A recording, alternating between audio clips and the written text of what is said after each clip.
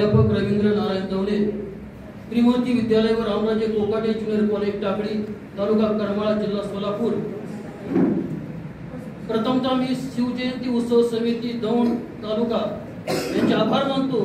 एवढा भव्य आणि दिव्य वक्तृत्व स्पर्धेचा आयोजन या ठिकाणी केलं आणि आम्हाला या ठिकाणी बोलण्याची संधी आपण उपलब्ध करून दिली।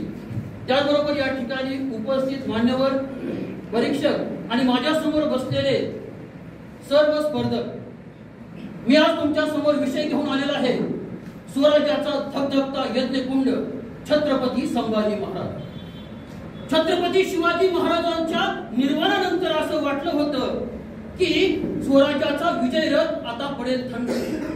छत्रपती शिवाजी महाराजांच्या निर्वाणानंतर असं वाटलं होतं की स्वराज्याचा विजय रथ आता पडेल थंड, पण हातामध्ये शमशेर घेऊन सहा शह्यांच्या विरुद्ध उभा केला होता पांड। ज्याच्या स्वराज्यामध्ये, ज्याच्या राज्यामध्ये अपराध्याला तात्काळ दिला जात होता दंड, अखंड तेवत ठेवली ज्याने स्वराज्याचा यज्ञकुंड, नामदयाचे छत्रपती संभाजी महाराज। स्वराज्याचा यज्ञकुंड, स्वराज्याचा यज्ञकुंड।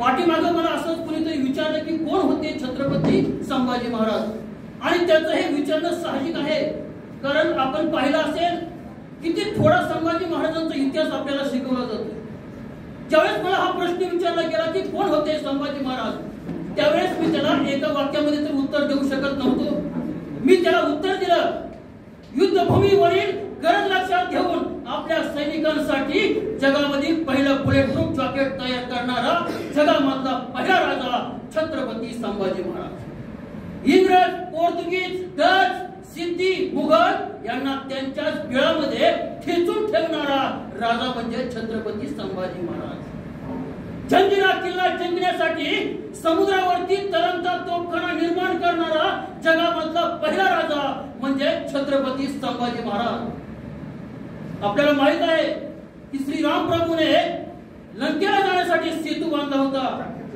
पण जंजिरा किल्ला जिंकण्यासाठी छत्रपती संभाजी महाराजांनी उसळत्या सागराला व्यसन घालून 800 मीटर लांबीचा सेतू बांधणारा छत्रपती संभाजी महाराज।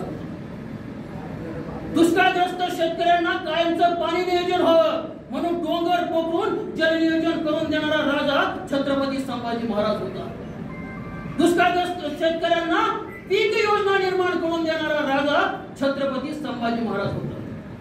देहूवरून पंढरपूरला जी वारी जाते, या वारीला संरक्षण देणारा आणि आर्थिक मदत करणारा पहिला राजा म्हणजे छत्रपती संभाजी महाराज।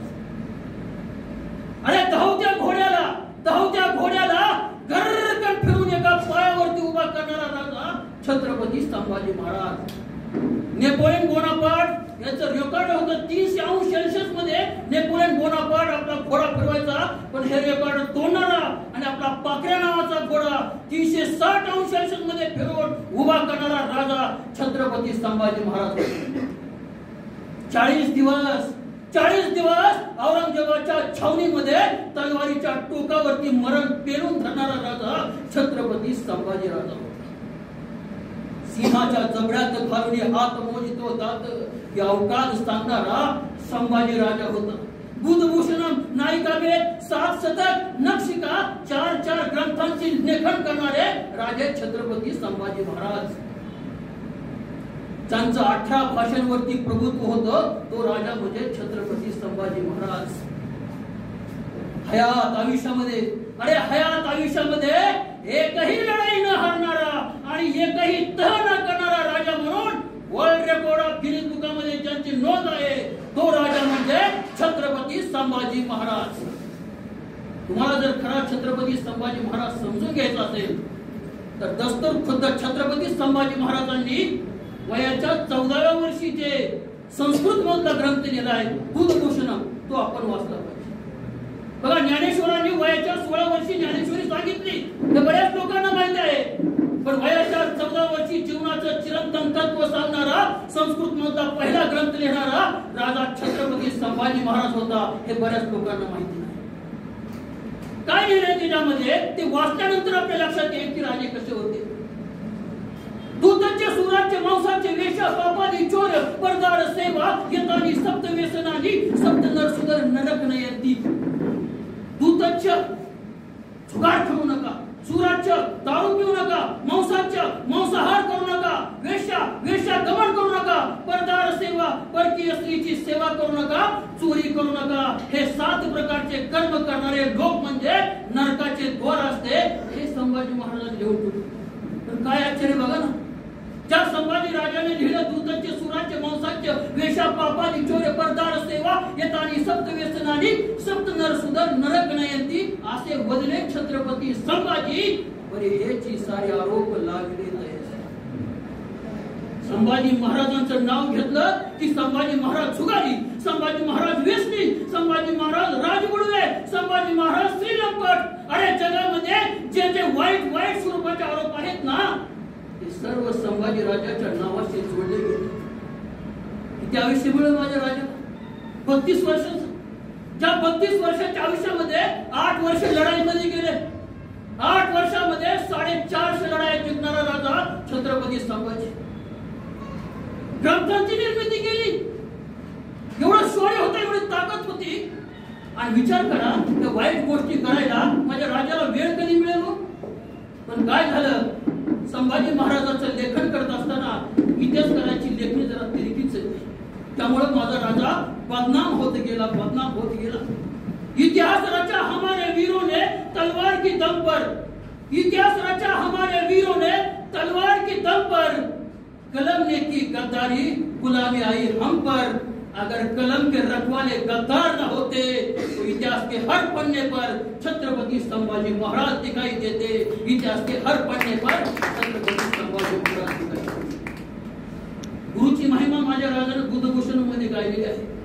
गुरु विषय लिहित असताना संभाजी महाराज म्हणतात, आज्ञान कृष्ण सर्पेन दंशिता भुई मानवा द्वेषा जीवन हे तर्फे नवमी चांगली करू. गुरुचं महत्व सांगितलंय. या भूमीवरचे सर्व लोक अज्ञानाच्या सर्पाने दंशले गेले आणि त्यांचं जर विष उतरायचं असेल तर ज्ञानरूपी गुरूंची गरज आहे. 6 जून 1674 ला पोर्तुगीज, इंग्रज, डच अधिकारी आले होते रायगडावरती आणि ते सगळे इंग्रजी बोलत होते. मग त्यांना तिथली परिस्थिती समजून सांगण्यासाठी कोण होतं? तिथल्या सर्व लोकांमध्ये इंग्रजीमध्ये बोलणारा फक्त एकच व्यक्ती होता, तो म्हणजे छत्रपती संभाजी महाराज. गागाभट्ट मंत्रोच्चार करायला लागले आणि मंत्रोच्चार काना पडल्याबरोबर संभाजी महाराज गेले आणि गागाभट्टाला म्हटले, पंडितजी तुम्ही शूद्रांसाठी तयार केलेले पौराणिक मंत्र म्हणत आहात. आमचे आबासाहेब राजे त्यांच्यासाठी असणारे वैदिक मंत्र पठण करा. आणि त्यावेळेस गागाभट्ट सुद्धा हैराण झाला. त्याने एक समय नयन नावाचा ग्रंथ लिहिला. या ग्रंथाच्या प्रस्तावनेमध्ये तो लिहितो, मी स्वतःला काशीचा प्रगाढ पंडित विद्वान संस्कृत समजत होतो, पण रायगडावरती माझ्यापेक्षाही सरसमंतरी संस्कृत पंडित मला सापडला.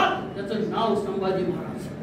अरे काय होते, शुभाचे रक्त जिजाऊचे संस्कार आणि पाठीशी तुळजाभवानी. शुभाचे रक्त जिजाऊचे संस्कार आणि पाठीशी तुळजाभवानी. अरे विचार करा त्या संभाजीची काय असेल जवानी. अरे विचार करा त्या संभाजीची काय असेल जवानी. एका हातात तलवार आणि एका हातात लेखणी. एका हातात तलवार आणि एका हातात लेखणी. मर्दानी सौंदर्याची आदाजाची देखणी. अरे बघून अशा राजाला होय काळजाचं पाणी. अरे बघून अशा राजाला होय काळजाचं पाणी. अरे विचार करा त्या संभाजीची काय असेल जवानी. अरे विचार करा त्या संभाजीची काय असेल जवानी. शुभाचे रक्त जिजाऊचे संस्कार आणि पाठीशी तुळजाभवानी. शुभाचे रक्त जिजाऊचे संस्कार आणि पाठीशी तुळजाभवानी. अरे विचार करा त्या संभाजीची काय असेल जवानी. अशा राजा जो छत्रपती शिवरायांच्या पोटी जन्माला आला. फक्त जाता जाता शेवटी एवढं सांगेल की येणाऱ्या काळामध्ये तरी कमीत कमी आपल्या सुज्ञ लोकांनी छत्रपती शिवाजी महाराजांना योग्य न्याय द्यावा. कमीत कमी आपण काही करू शकलो नाही तर कमीत कमी माझ्या राजाची बदनामी